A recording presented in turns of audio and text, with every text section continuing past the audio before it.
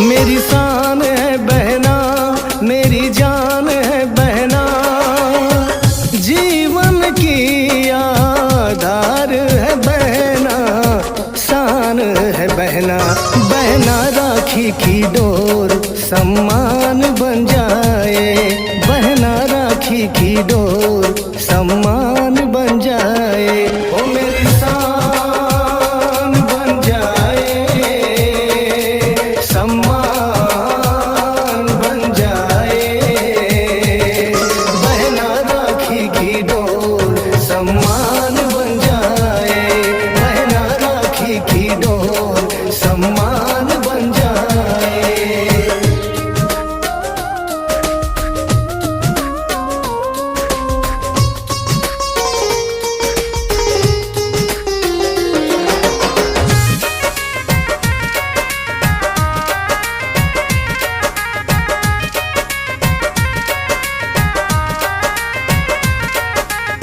राखी का पर्व प्यारा दिल को लुभाए, भाई बहन का प्यार अमर बनाए, अमर बनाए। राखी का पर्व प्यारा दिल को लुभाए, भाई बहन का प्यार अमर बनाए, अमर बनाए। राखी में है तेरी ताकत, दूर हो जाती है आफत। राखी में है तेरी ताकत, दूर हो जाती है आफत। बहना राखी की डोर सम्मान बन जाए, बहना राखी की डोर सम्मान बन जाए। ओ मेरी शान बन जाए, सम्मान बन जाए, बहना राखी की डोर सम्मान बन जाए, बहना राखी की डोर सम्मान बन जाए।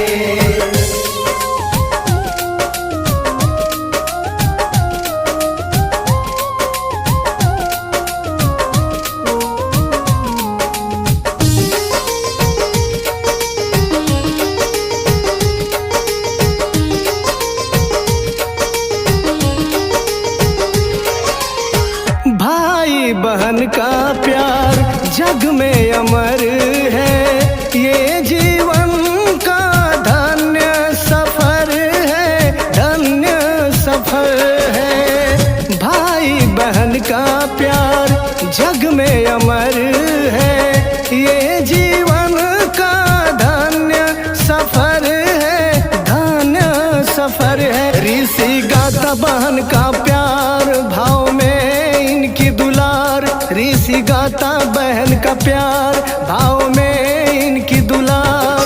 बहना राखी की डोर सम्मान बन जाए, बहना राखी की डोर सम्मान बन जाए। ओ मेरी शान बन जाए, सम्मान बन जाए, बहना राखी की डोर सम्मान बन जाए, बहना राखी की डोर सम्मान